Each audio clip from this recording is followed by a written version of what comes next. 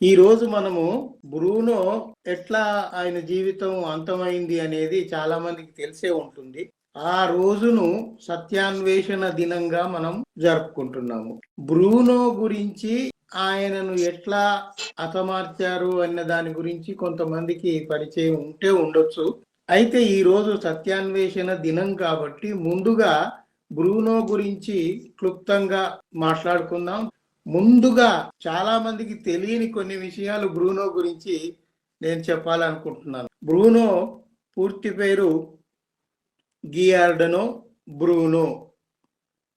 1548 నుంచి 1600 మధ్య, మన సాధారణ శకం మధ్య ఆయన జీవించాడు.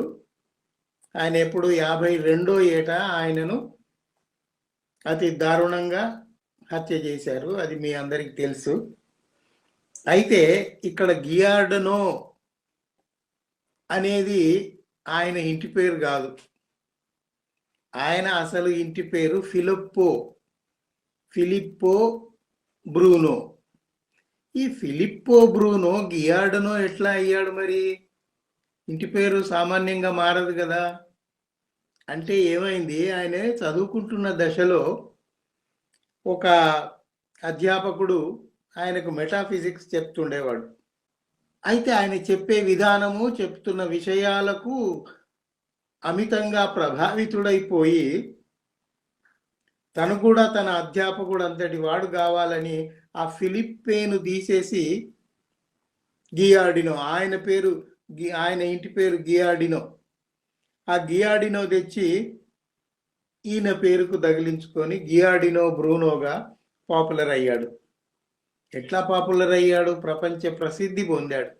ఒక ఖగోళ శాస్త్రవేత్తగా, గణిత శాస్త్రవేత్తగా, మేధావిగా, కవిగా, రచయితగా, ఎన్నో రకాలుగా. వీళ్ళ నాన్న ఒక సైనికుడు. అయితే పెద్ద పెద్ద చదువులు, పెద్ద పెద్ద స్కూళ్ళల్లో చదివించలేక ఒక చిన్న మొనస్ట్రీ అంటే క్రైస్తవ సన్యాసులు ఉండే ఆశ్రమంలో అక్కడ చదువు చెప్తున్నారు అంటే ఈ అబ్బాయిని కూడా అక్కడికి పంపితే శ్రద్ధగా చదివాడు. చదివి టీనేజ్కి వచ్చేసరికి, 17వ ఏటికి వచ్చేసరికి డొమినికల్ ఆర్డర్ లోకి ప్రవేశించాడు. డొమినికల్ ఆర్డర్ అంటే దైవ విశ్వాసకులలో ఒక గ్రూప్. అంటే ఆ యేసుక్రీస్తును బాగా నమ్మి దైవ విశ్వాసకులుగా మారిన వాళ్ళను ఆ డొమినికల్ గ్రూప్ లో చేర్చుకుంటారు. అంటే ఒక మెట్టు పైకి ఎక్కాడు. తర్వాత ఏమైంది, 17 నుంచి 24 ఏళ్ల మధ్య మొత్తం దాన్ని యేసుక్రీస్తు బోధనల్ని అన్నిటిని బాగా ఔత్పోసన బట్టి ఏమయ్యాడంటే మత బోధకుడు అయ్యాడు, ప్రీస్ట్ అయ్యాడు. బ్రూనో ప్రీస్ట్ అయ్యాడు. చూడండి, ప్రీస్ట్ అయిన వాడు సైన్స్ వైపు తిరిగి వచ్చాడు. అది నేను చెప్పదలుచుకున్నది. ప్రీస్ట్ కాగానే జీవితం అంతా ప్రీస్ట్ గా హాయిగా జీతం ఇస్తారు, హాయిగా బతకొచ్చు కదా. బతకలే. అది ఆయనకు నచ్చలేదు. ఈ స్టార్టెడ్ టాకింగ్ అగెనెస్ట్ క్రిస్టియానిటీ.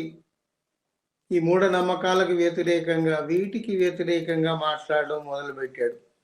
తర్వాత 1576 నుంచి 1592 మధ్య ఒక 16 ఏళ్ళు. చూడండి, ఆయన ఎందుకు మేధావి అయ్యాడంటే రచయిత అయ్యాడు. పుస్తకాలు రాస్తూ గడిపాడు. దేశాలు తిరుగుతూ ఉపన్యాసాలు ఇస్తూ తిరిగాడు. ఒకటి కాదు, ఫ్రాన్స్ వెళ్ళి ప్యారిస్లో, లయాన్లో కొంతకాలం గడిపాడు. చాలా మందికి తెలియని విషయం ఏంటంటే లయాన్లో, ఫ్రాన్స్లో డాక్టరేట్ తీసుకున్నాడు. మరి ఆ కాలపు డాక్టరేట్ ఎట్లా ఉండేది ఏమిటి దాని వివరాలు నాకు కూడా తెలియదు, కానీ డాక్టరేట్ తీసుకున్నాడు అనేది నమోదై ఉంది. ప్రశ్నించుకుని కూర్చునేవాళ్ళు పిల్లలు. అంటే విషయాన్ని అంత సరళంగా, అంత హృదయంగా చెప్పగలిగే నైపుణ్యం బ్రూనో సాధించాడు. అట్లా సాధించాడు కాబట్టి దేశాలు తిరిగి పెద్ద పెద్ద మహాసభలలో ఆయన పాల్గొని ప్రసంగిస్తూ ఉండేవాడు. ఈయన యొక్క మేధోశక్తి, జ్ఞాపక శక్తి, ఉపన్యాస కౌశల్యం ఇవన్నీ తెలుసుకున్న హెన్రీ III రాజు పిలిపించుకున్నాడు ఆయనను. పిలిపించుకొని ఎంత ఆశ్చర్యం అంటే, సామాన్య మానవులకు ఇంత తెలివితేటలు ఉండవు కదా, మరి ఈయన దగ్గర, ఈ యువకుడి దగ్గర ఇన్ని తెలివితేటలు ఎట్లా ఉన్నాయి అని ఆయనకు హెన్రీ థర్డ్ రాజుగారికి అనుమానం వచ్చి నేరుగానే అడిగాడు బ్రూనోను, ఇదిగో చూడబ్బాయి, నీకు ఇవి సహజమైన తెలివితేటలేనా, లేకపోతే ఏమైనా మంత్రశక్తి అవి సాధించుకున్నావా అని అడిగాడు. బ్రూనో నవ్వి, నాకు అట్లాంటి ఏమి తెలియదు, నేను అట్లాంటి వాటిని నమ్మను, సహజమైన వాటినే నమ్ముతాను, నాది సహజంగా నేను అభివృద్ధి చేసుకున్న మేధోశక్తి, జ్ఞాపక శక్తి, ఈ కెపాసిటీ ఏదైతే ఉందో అవన్నీ నాకు నేనుగా సాధన చేస్తూ స్టెప్ బై స్టెప్ అంచెలంచెలుగా సాధించుకుంటూ వచ్చాను తప్ప నాకు ఈ మంత్రశక్తులు అవి తెలియదు అని చెప్పాడు రాజుగారికి. ఆ హెన్రీ థర్డ్ చాలా సంతోషపడి తన దగ్గరే ఒక చోట అధ్యాపకుడిగా, లెక్చరర్గా పెట్టుకొని మంచి జీతం ఇచ్చి నువ్వు ఎక్కడికి కదలడానికి వీల్లేదు అని ఆయనను అక్కడ ఉంచుకున్నాడు. తర్వాత ఏమైంది, ఆయన పుస్తకాల టైటిల్స్ చూడండి ఎంత అద్భుతంగా ఉన్నాయి. ఆయన కవి అని ఎందుకు అంటున్నాము అంటే, అంత అద్భుతమైన ఊహాజనితమైన విషయాలు ఆయన రాశాడు. ఎట్లా, కొన్ని టైటిల్స్ చూడండి. ద టార్చ్ బేరర్, దివీటి ధారుడు అనేది ఒక పుస్తకం. జ్ఞాపక కళ అట. తర్వాత ఆలోచనల ఛాయలు, the shadows of the thoughts. ఎంత అద్భుతమైన టైటిల్స్ తోటి ఆ రోజుల్లో 1500 సంవత్సరంలో ఇంత అద్భుతమైన టైటిల్స్ తోటి ఆయన పుస్తకాలు రాస్తుంటే ప్రపంచం అంతా ఎదురు చూసింది ఆయన మాట కోసము, ఆయన అక్షరాల కోసము, ఆయన పుస్తకాల కోసం. అయితే ఏమైంది, మరి ఎందుకో జర్మనీ వెళ్ళాడు. అక్కడి నుంచి ఫ్రాంక్ఫర్ట్ లో కొన్ని లాటిన్ లో పుస్తకాలు రాశాడు. ఇవన్నీ అత్యద్భుతంగా కొనసాగుతున్న దశలో ఆయన అక్కడే ఉండొచ్చు కదా విదేశాలలో. ఇప్పుడు ఇంగ్లాండ్ పోయాడు, జర్మనీ పోయాడు, ఫ్రాన్స్ పోయాడు, ఇన్ని దేశాలు తిరుగుతున్నాడు, పోయిన చోటల్లా గొప్ప ఆదరణ పొందుతున్నాడు, ఇంకా ఉండొచ్చు కదా అక్కడెక్కడన్నా. లేదు, నా స్వంత దేశం ఇటలీ అనుకుంటూ వెతుక్కుంటూ మళ్ళీ ఇటలీకి వచ్చాడు. ఏమైంది ఇటలీలో? ఇటలీ అప్పుడు మత పెద్దల ఆధ్వర్యంలో నడుస్తుంది. కోర్టులేవి లేవు, ప్రభుత్వాలేవి లేవు, అన్నిటికీ మత పెద్దలు ఏది చెబితే అదే నడవాలి. అట్లా ఉంది అక్కడ వాళ్ళ పరిస్థితి. ఆ స్వదేశానికి తిరిగి రావటం అనేది చాలా పెద్ద పొరపాటు అయిపోయింది. ఎందుకంటే అక్కడి ప్రజలు, అక్కడ అధికారం చెలాయిస్తున్న ఈ మతాధికారులు అందరూ మతం దాంట్లో జోగుతూ ఉన్నారు. తర్వాత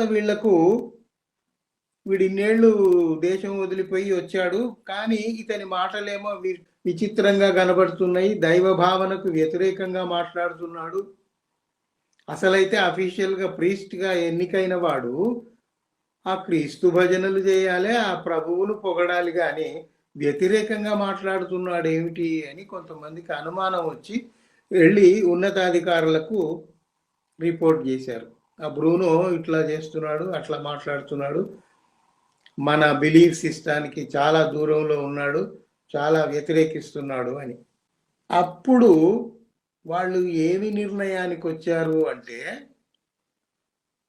ఈ బ్రూనోలో సైతాను ప్రవేశించింది అని నిర్ణయించుకున్నారు.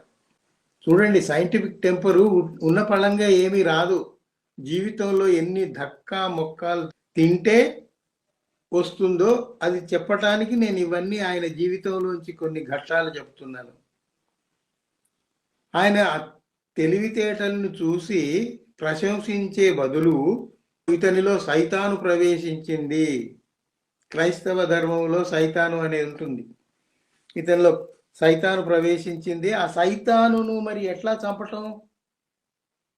ఇప్పుడు ఇతన్ని ఒక కత్తితోటే దేనితోటనో పొడిచిస్తేనో తల నరికితేనో రక్తం కింద పడుతుంది.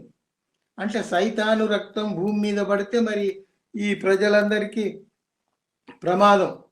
సైతాను రక్తం భూమి మీద పడకూడదు. ఎట్లా అని వాళ్ళు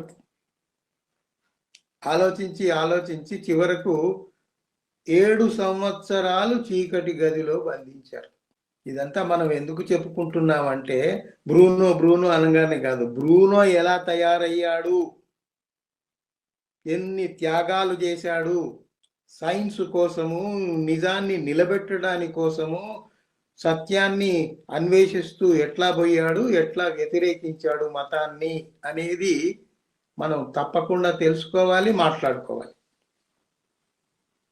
ప్రత్యేకించి ఇవి నేను ఎందుకు స్ట్రెస్ చేసి చెప్తున్నానంటే ఇప్పుడు సమకాలీనంలో మన దేశం ఆ స్థితిలోకి వచ్చింది కాబట్టి ఈ దేశ పౌరులు, యువతీ యువకులు చాలా సీరియస్గా ఆలోచించి తగిన నిర్ణయాలు తీసుకోవాల్సిన అవసరం ఉంది. అందువల్ల ఆ బ్రూనో విషయాలన్నీ నేను క్రోనలాజికల్ ఆర్డర్లో మీకు చెప్తూ ఉన్నాను. కొంతమంది ఏమన్నారంటే ఈయన ఆలోచన వేరు, ఆ ఆలోచన ఏంది, పాండిజం, ఈయన పాండిజంలో ఉన్నాడు అని కొంతమంది నిర్ధారించారు. ఆ పాండిజం అంటే ఏమిటి అంటే దేవుడే ఈ విశ్వంలాగా తయారైపోయాడు అనే భావనలో ఉన్నాడు అని వాళ్ళు నిర్ధారించుకున్నారు. బ్రూనో అట్లా అనుకోలే. బ్రూనో ఈ ప్రకృతిని, ఈ నదుల్ని, ఈ సముద్రాల్ని ప్రేమించాడు అంతే. అందులో దైవం ఉంది, ఏదో ఉంది, శక్తి ఉంది అని ఆయన ఎప్పుడు అనుకోలేదు. అయితే కొంతమంది మత పిచ్చిగాళ్ళు కొంతమంది ఏమనుకున్నారు, ఈయన మొత్తం విశ్వాన్ని దైవంగా భావిస్తున్నాడు, దాన్ని పాండిజం ఈయనలో ఉంది అని కొంతమంది నిర్ధారించుకున్నారు. బ్రూనో చెప్పింది ఏమిటి అంటే మన ఊపిరితిత్తుల్లో గాలి ఉంది, ఆ గాలి ఎక్కడిది, మన శరీరంలోనే. మనం పీల్చుకునే గాలి మన శరీరంలో భాగం అవుతుంది కదా, అట్లాగే ఈ భూమి మీద వీచే గాలులన్నీ భూమిలో భాగమే, ఈ భూమి మీద ఉన్న నదులు, సముద్రాలు భూమి మీద భాగమే, ఈ భూమి మీద ఉన్న పర్వతాలు, గుట్టలు అన్నీ కూడా భూమిలోని భాగమే అని చెప్తూ వచ్చాడు.